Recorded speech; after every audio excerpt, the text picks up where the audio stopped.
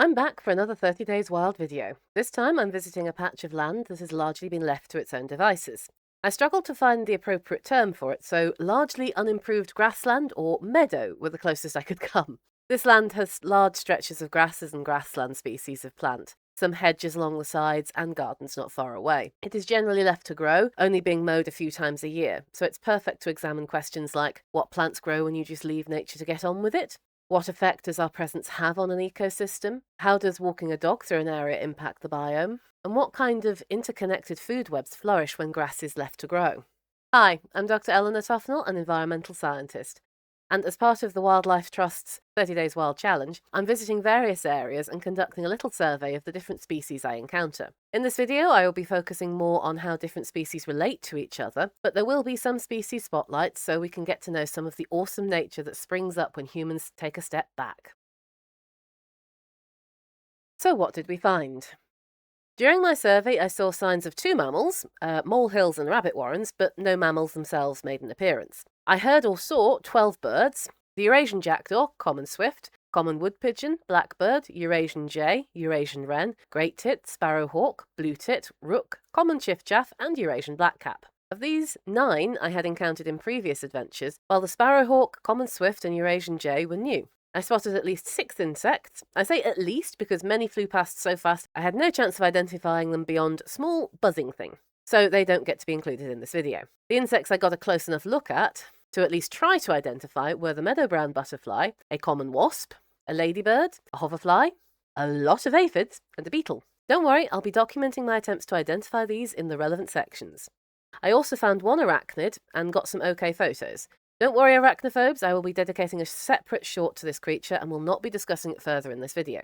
Plant-wise, aside from a large number of grasses I didn't feel up to identifying, don't worry grass enthusiasts, I will do so in the future, but 1 or at most 5 things at a time. I found 14 species of plant, which are distinct enough to stand out to me. These were the burdock, nettle, dock, cow-parsley, buttercup, mouse-ear, black horehound, bramble, common mallow, viper's bugloss, thistle, mugwort, mullein, and pineapple weed.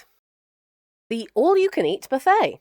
When I snapped these photos, I was intending to just get a closer look at the fly. I hadn't initially realised I was looking at an all-you-can-eat aphid buffet.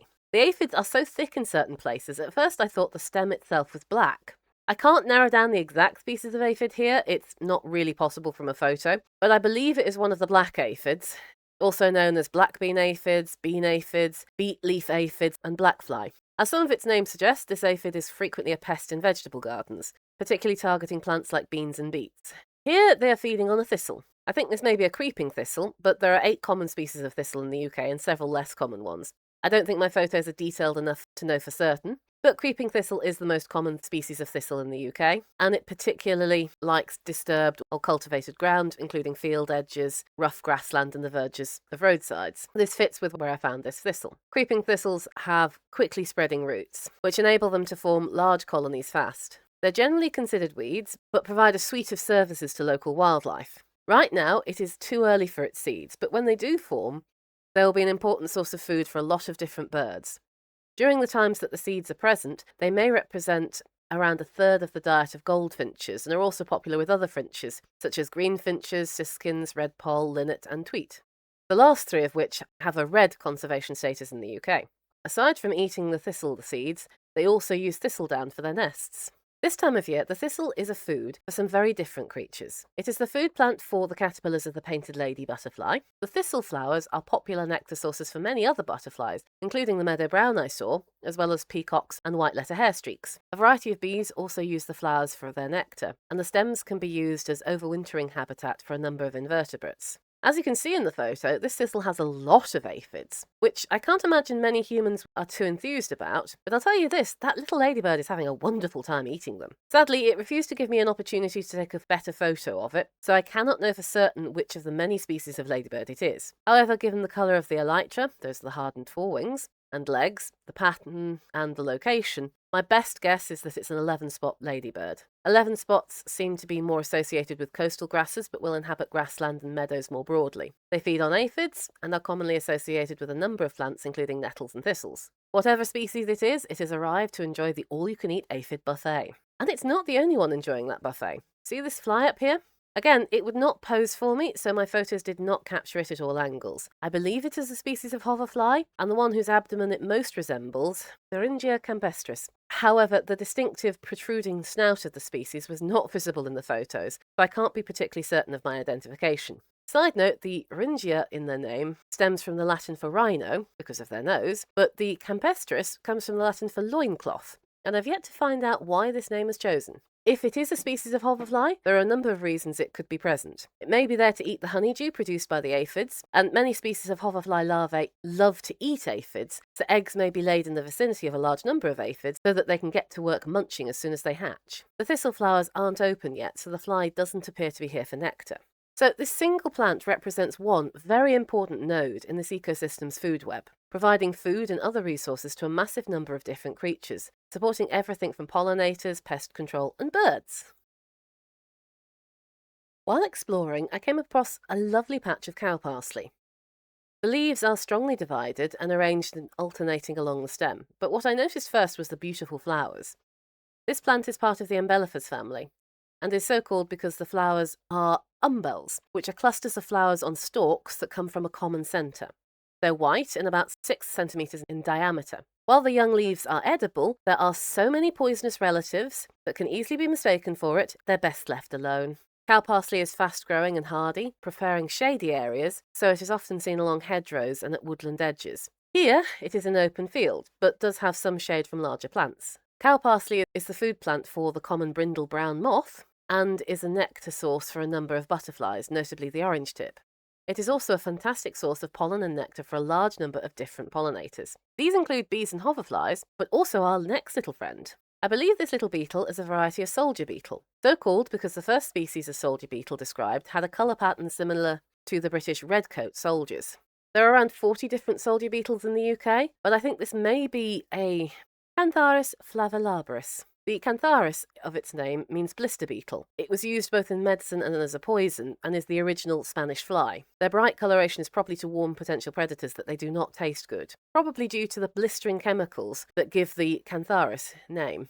The Flavilabris roughly translates to golden or yellow lip, perhaps because adults are often attracted to yellow flowers, and maybe pick up yellow pollen around the lips. These beetles visit thistles and umbelliferous flowers for pollen and nectar. They may also prey on flower-feeding insects. I do apologise for a number of the they may, probably, and are believed to here. There are a lot of soldier beetles, and it does not look like some of the individual species have gotten much attention. Outside of some very specialist sources, it's hard to find reliable information on them. What I can tell you is that soldier beetles are beneficial insects that you should celebrate seeing. As the adult beetles largely feed on pollen and nectar, their frequent visits to flowers make them excellent pollinators.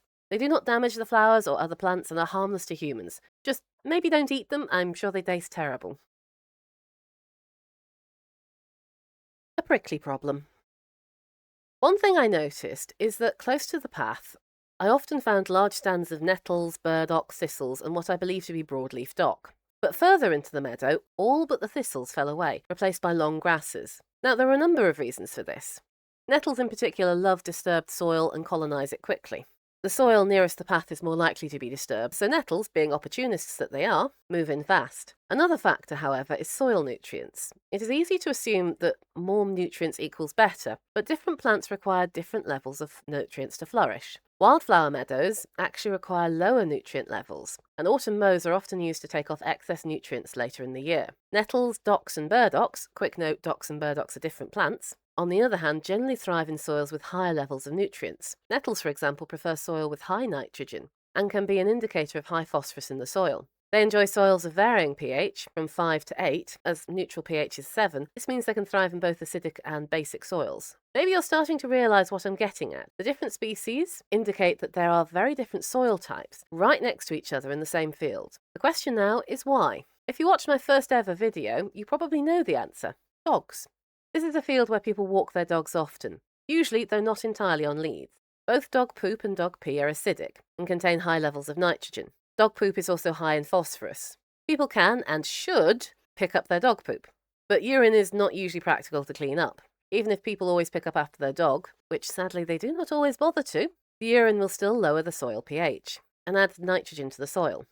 When dogs are kept on leads, which they mostly are here, this confines the over-fertilisation effect to the margins of the paths. Hence why we see lots of nettles and other weeds growing close to the path, but they become scarce further away from the path you get. Once excess nutrients are in the soil, it can take a long time for them to be removed. Studies have shown that the excess nutrients persist for years after dogs are banned from an area.